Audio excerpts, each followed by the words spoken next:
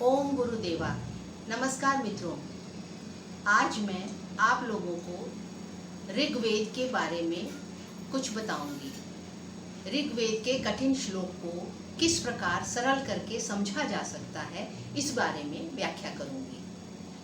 ऋग्वेद के प्रथम 9 श्लोक अग्नि के बारे में व्याख्या करते हैं। अग्निमीले पुरोहितम यज्ञस्य देवम ऋत्विजम होतारम रत्न धातमम।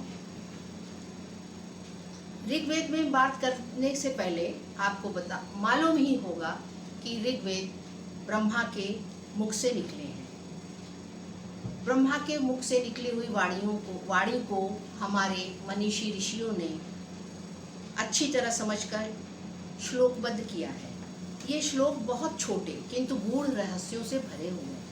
इतने छोटे कि सिर्फ 1 या 1.5 पंक्ति में ही पूरे हो जाते हैं। पहले भाग के 9 श्लोक अग्नि के महत्व को बताते हैं। अग्नि से तात्पर्य भौतिक आग मात्र से नहीं है, अपितु ऊर्जा, ईश्वरीय प्रकाश और शक्ति से है। वेद के इस खंड में श्लेष अलंकार के माध्यम से व्याख्या की गई है। कहते हैं, पिता समान परमेश्वर सब जीवों के हित और सब विद्याओं की प्राप्ति के लिए क्या करें क्या ना करें, इसका वर्णन इस वेद के माध्यम से समझाना चाहते थे। जिस प्रकार अध्यापक या पिता शिष्य और पुत्र को कहता है सत्य वचन बोलो या सेवा करो, तो प्रत्युत्तर में शिष्य कहता है कि मैं अपने आचार्यों की, गुरुजनों की सेवा करूंगा, झूठ नहीं बोलूंगा। ईश्वर ने वेद सब जीवों के उत्तम सुख के लिए प्रकट किया है। वेद ने मात्र मनुष्य प्राणी के लिए नहीं, अपितु पृथ्वी पे व्याप्त सभी जीवों की भलाई के लिए अपनी व्याख्या प्रस्तुत की है।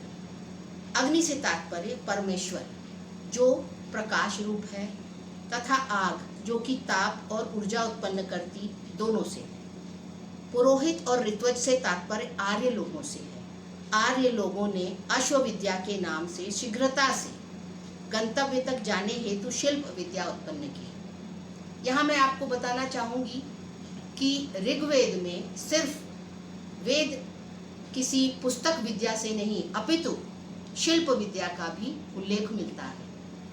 तात्पर्य यह है कि सिर्फ वेद विद्या में सिर्फ ज्ञान ही नहीं, अपितु शिल्प का भी आपको ज्ञान होना आवश्यक है। शिल्प विद्या अर्थात अभिष्ट प्राप्ति के लिए सूक्ष्मतम प्रयास, यह भी अग्नि विद्या का ही उन्नत रूप था। अग्नि विद्या को आगे बढ़ाते हुए हमारे ऋषि मुनियों ने क्रमशः शिल्प विद्या का विकास किया।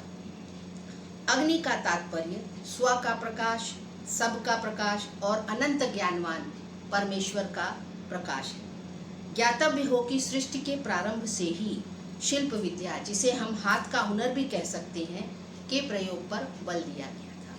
आज के लिए बस इतना ही। यदि आप इससे संबंधित कोई प्रश्न करना चाहते हैं या जानकारी चाहते हैं तो आप लिखें। शेष अगले वीडियो में। नमस्कार।